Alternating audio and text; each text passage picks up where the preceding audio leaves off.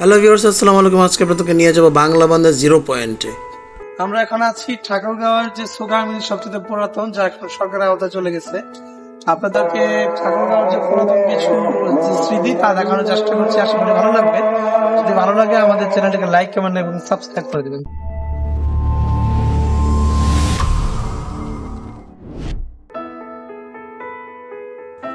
Hello viewers, আসসালামু আলাইকুম। আশা করি সবাই ভালো আছেন। আজকে আপনাদেরকে নিয়ে যাব দিনাজপুর শহরে। দিনাজপুর শহরের আশপাশ এলাকাতে আপনাদেরকে দেখানোর চেষ্টা করব।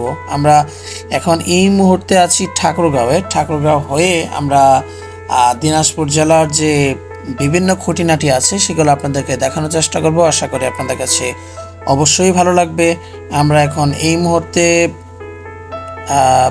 যাতায়াত ব্যবস্থার জন্য অটোরিকশা বেছে নিই। অটোরিকশা করে আমাদের 15 থেকে 20 মিনিট সময় লাগে ওই চিনিকল পর্যন্ত পৌঁছাতে।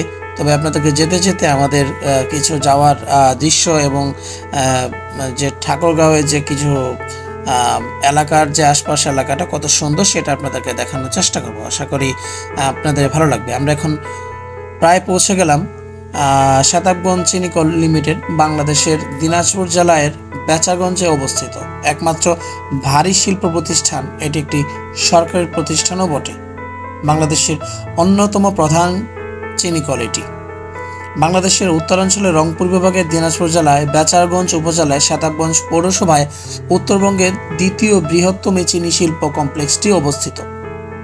উপজেলার সদর হতে চিনিকলটি প্রায় 500 মিটার দক্ষিণে অবস্থিত। 1933 সালে এই শিল্প প্রতিষ্ঠানটি ব্যক্তিগত উদ্যোক্তাদের অধীনে স্থাপিত হয়। এর অধীনে একটি চিনি কারখানা ও একটি আবাসিক কমপ্লেক্স নির্মিত হয়।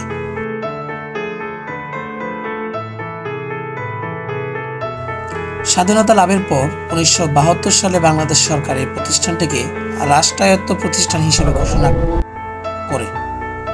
সগরমল আগরওয়াল ও নাগরমল আগরওয়াল নামীয় দুই ভাই 1933 সাল থেকে 1973 সাল পর্যন্ত শতাবগঞ্জ চিনিকলটি পরিচালনা করলেও 1971 সালে স্বাধীনতা যুদ্ধের পর চিনিকলটির মেশিনপত্র ধ্বংস হওয়ায় 1974 সালে মিলটি লে অফ ঘোষণা করেন।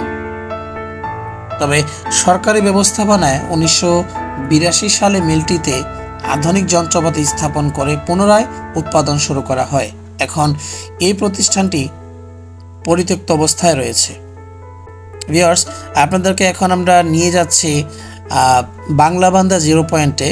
তো আমরা যাওয়ার জন্য এখানে গাড়ির জন্য অপেক্ষা করছিলাম। গাড়ির জন্য অপেক্ষা করতে করতে এখানটাতে 4-5টা আপনাদেরকে দেখানোর চেষ্টা করছি। আপনাদের অবশ্যই ভালো লাগবে। আমরা আসলে ভ্রমণ প্রিয় মানুষ, ভ্রমণ করতে বেশি পছন্দ করি। যে কারণে আমরা দেশের বিভিন্ন প্রান্তে যখন তখন আমরা একটু অবসর ছুটি পেলেই আমরা চলে যাই। আমরা প্রায় পৌঁছে গেছি বাংলা বান্ধা জিরো পয়েন্টের কাছাকাছি। তবে সেখান পর্যন্ত বাস না যাওয়াতে আমরা সেখানটাতে যাচ্ছি অটোরিকশা করে। আমাদের হাতেও খুব কম সময় ছিল, কারণ ওই এলাকাটা বন্ধ হয়ে যাবে এবং মানুষদের যাতায়াতের জন্য পুরোপুরি বন্ধ করে দেওয়া হবে চারপাশ এলাকাটা। সেদিন শ্রমিক দিবস উপলক্ষে চারপাশটা খুবই নীরব নিস্তব্ধ ছিল। তা না হলে চারপাশে পাথর ভাঙার যে আওয়াজ, সে আওয়াজে বিকট একটা শব্দ হয় এবং দর্শনার্থীরাও খুব বেশি বিরক্ত বোধ করে জানা যায়। আমরা এখন এই মুহূর্তে পৌঁছে গেছি বাংলা বান্ধা জিরো পয়েন্ট থেকে মাত্র 30 ফুট পিছনে। তো আপনাদেরকে দেখানোর চেষ্টা করছি জিরো পয়েন্টের অবস্থানে গিয়ে। আপনাদের অবশ্যই ভালো লাগবে। এটাতে নানান সময় নানান রকম অনুষ্ঠান হয়, তো সেই জন্য দর্শনার্থীদের বসার জন্য কিছু জায়গা করে রাখা হয়েছে। এটা হচ্ছে ভিউয়ার্স বাংলাদেশ থেকে ইন্ডিয়া যে বাস বা ট্রাক এগুলো যায়, ইন্ডিয়া থেকে বিশেষ করে ট্রাক আসে আমাদের দেশে। তো সেখানে পাথর আসে মূলত। সেই পাথরগুলো চেক আউট করে তারপর এখান থেকে পরিমাপ করা হয়, ওজন দেওয়া হয়, দিয়ে তারপরে কাস্টমস থেকে এগুলা রিলিজ করলে তারপর এখান থেকে বের হয়ে যায়। ভিউয়ার্স, আশা করি আমাদের ভিডিওটা আপনাদের কাছে ভালো লেগেছে। যদি ভালো লাগে তবে লাইক, কমেন্ট এবং সাবস্ক্রাইব করে দিবেন। এবং পরবর্তী সময় আপনারা কী ধরনের ভিডিও আমাদের কাছে চান সেটা কমেন্টের মাধ্যমে জানিয়ে দিবেন।